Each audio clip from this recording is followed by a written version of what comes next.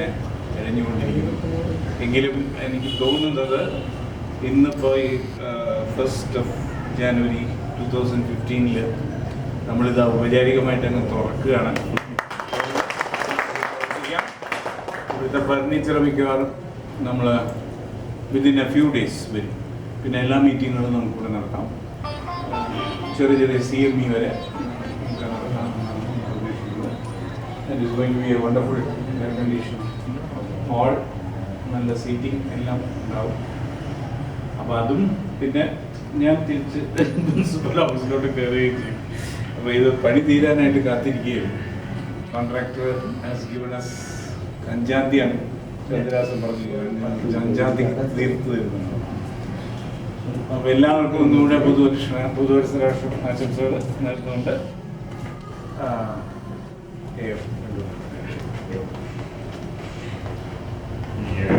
നിറവിൻ്റെ വർഷമായിട്ടാണ് ഞാൻ ഈ 2015 കാണുന്നത്. ഈ ഒരുപാട് 2014, 2015 കൂടി ചേർത്താണ് നമ്മളൊരു വർഷം എന്ന് പറയാൻ സർക്കാരിൻ്റെ സർവീസ്. എനിക്ക് തോന്നുന്നു എൻ്റെ ഒരു വലിയ അനുഭവമുള്ള ഒരു ലാസ്റ്റ് 5 ദിവസമാണെങ്കിൽ എനിക്ക് നിങ്ങളുടെ സ്നേഹം കുറച്ചുകൂടെ കിട്ടിയ ദിവസമാണ്. അത്രയും സന്തോഷം തോന്നുന്ന ദിവസങ്ങളാണ്.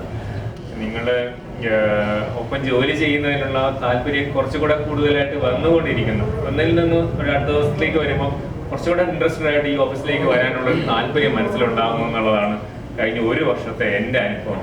അത് നിങ്ങളോട് തുറന്നു പറയാനായിട്ടാണ് എനിക്ക് ഇഷ്ടപ്പെടുന്നത്. ഞാൻ ഇന്നത്തെ ദിവസം ഞാൻ അതിനുവേണ്ടി ഉപയോഗിക്കുകയാണ്. നാളെ എനിക്ക് അന്ന് ഇങ്ങോട്ട് വീണ്ടും വരണം, നാളെ വന്ന് ഇവിടെ കുറേ കൂടെ കാര്യങ്ങൾ ചെയ്യാനുണ്ട് എന്ന് തോന്നിക്കുന്ന തരത്തിലുള്ള സഹകരണം, അത് എത്ര പറഞ്ഞാലും അത് പോരാ. അത് നിങ്ങളുടെ ഒരു എന്താ പറയുക, ജോലിയുടെ ഭാഗമായിട്ടല്ലാതെ ആത്മാർത്ഥമായി നമ്മൾ ഒന്നാണെന്നുള്ള തോന്നലിൽ ജോലി ചെയ്യിക്കാൻ നമ്മളെ കൊണ്ട് അത് പ്രേരിപ്പിക്കുന്ന തരത്തിലുള്ള നിങ്ങളെ ഇടപെടലുകൾ. ഒരുപക്ഷെ നിങ്ങളൊക്കെ എൻ്റെ ജീവിതത്തിൻ്റെ ഭാഗമായി മാറിയതിൽ നമ്മുടെ ഒരു കൂട്ടായ്മയായിട്ട് മാറിയതിലുള്ള സന്തോഷമാണ് എനിക്ക് ഈ പുതുവർഷത്തിൽ നിങ്ങളുടെ അടുത്ത് എല്ലായിടത്തും പറയാനുള്ളത്. എല്ലാവർക്കും വളരെ ബ്രൈറ്റ് ആയിട്ടുള്ള ഒരു വർഷം ആശംസിക്കുന്നു.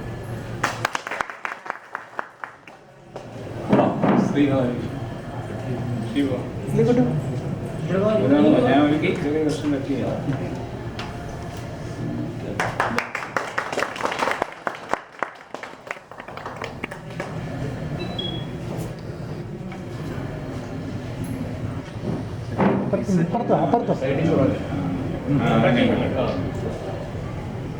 പ്രദീപല്ലേ?